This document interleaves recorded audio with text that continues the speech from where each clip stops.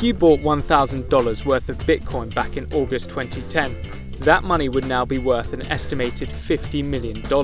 For many investors and Wall Street sharks, those returns are too tempting to ignore.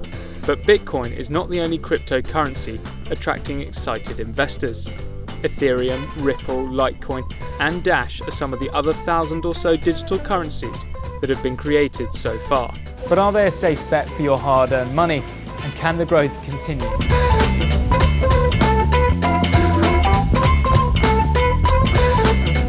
The financial crisis back in 2008 exposed the imperfect system that banks are run on. Every time we make an online payment or transfer our dollars from one account to another, we're placing our trust in big corporations and banks that are vulnerable to digital fraud and bankruptcy. Virtual currencies, however, are exchanged on a decentralized peer-to-peer network. Analysts believe this new payment network, not run by profit-driven companies, is more revolutionary than the currencies themselves. All transactions occur on a shared public register called a blockchain, which are then verified by several users and their computers, all while your identity remains hidden. But while blockchain is being celebrated amongst industry experts, cryptocurrencies themselves continue to divide opinion. Normally, governments and central banks keep an eye on a country's currency. They have the ability to take a number of measures that could either increase or decrease its value. And although that might not always work, there is at least someone held accountable. With cryptocurrencies, there is no institution or person protecting their value. That means prices are based solely on what people think they're worth, and if something undermines that belief, they can go into freefall. And earlier this year, the second biggest cryptocurrency, Ethereum, did just that. Its value collapsed from $317 a coin to 10 cents a coin in just one day. Although Bitcoin had a more than 100% return on investment in 2016, it's also 5 times more volatile than the S&P 500. Many investors are spooked by that kind of instability, knowing that if something were to go wrong, you'd have no support. Digital currencies are also known as a fool's asset, like art or wine, meaning they don't provide regular returns on your investments the way rental income through a property or dividends from shares in a company would. The only way to make money through virtual currency trading is to find someone who'll pay you an even higher price than you did originally. But based on current trends, chances are you will, especially if you pick a winner like Bitcoin, its price having more than doubled in 2017. But many analysts believe the Bitcoin gravy train has left the station, and that the real profits are to be made in the smaller coins. The price of NEM coins, Dash coins, Litecoins, and more have all soared this year.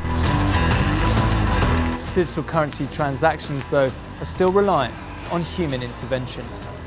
That's because each transaction has to be checked and registered by multiple people, which can result in trades being slow to process. Additionally, the people doing the checking aren't necessarily interested in your transaction and may want to keep prices high if they're holding on to Bitcoins or Ethereum themselves.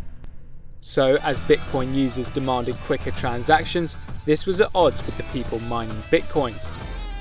Fears were growing that this was going to become a huge problem. That led to a split in the Bitcoin currency in August 2017. The original Bitcoin is now referred to as Core, while a second currency, Bitcoin Cash, was created alongside it. It provides quicker transactions and is the 4th biggest cryptocurrency, now worth over $5 billion. Like most virtual currencies, it is extremely volatile, and 24 hours after Bitcoin Cash was created, its price fell by more than half. This revealed a weakness in the system, whereby the people using the currencies are still reliant on an entirely different group of people to make that exchange official. Yet for many countries and their citizens, digital currencies provide a lifeline. Take for example Venezuela, which is plagued with a shortage of cash and the highest inflation rate in the world. Or China, whose government has restricted movement of capital outside of the country. Digital currencies present an attractive alternative to traditional currency and investments. Its rising popularity in these countries is part of the reason behind Bitcoin's recent surge. So, should you invest in a cryptocurrency? Well, that's up to you. One thing is for sure though, regardless of its ups and downs, the technology behind it, particularly blockchain, is the real game changer, and not just for cryptocurrencies.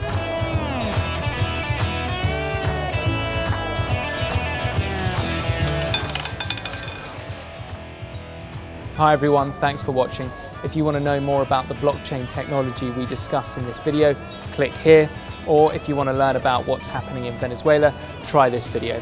We're taking your suggestions for future CNBC Explains, so leave us ideas in the comments. And while you're at it, don't forget to subscribe.